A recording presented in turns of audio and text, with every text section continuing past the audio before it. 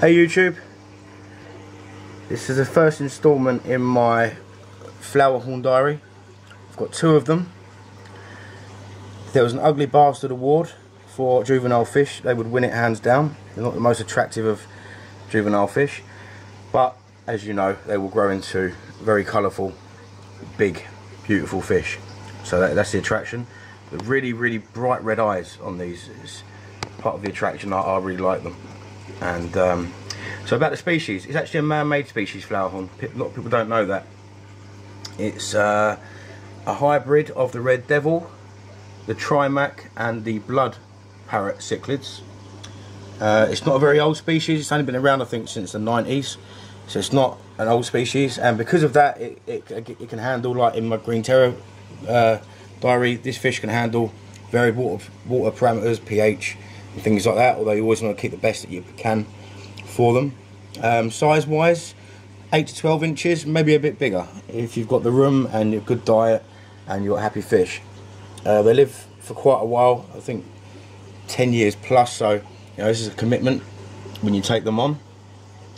They will become, because of their heritage, they will become quite dominant and quite aggressive fish, so community wise you're going to want to keep these with other species, i.e. like these will eventually be kept, or one of them will be kept with Oscars and blood parrots, green terrors. I want to create a big community of quite aggressive fish in a very large show tank, and then the rest and I want to breed them as well. So yeah, so it's a man-made species.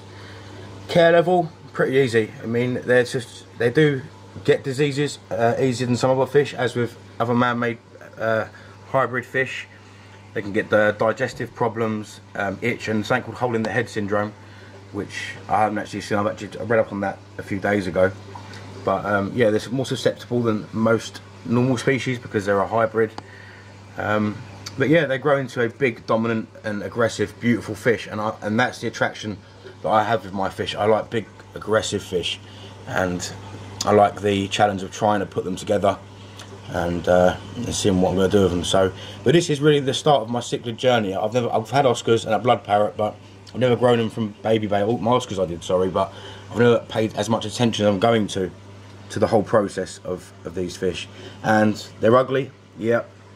They're not very aggressive at the moment. They're two of the quieter fish in here, and I've got African cichlids in here as well. You know, some that people say are very docile. There's a blue dolphin there, but yeah, so easy to keep, grow quite big. Need to think about that if you want to keep them.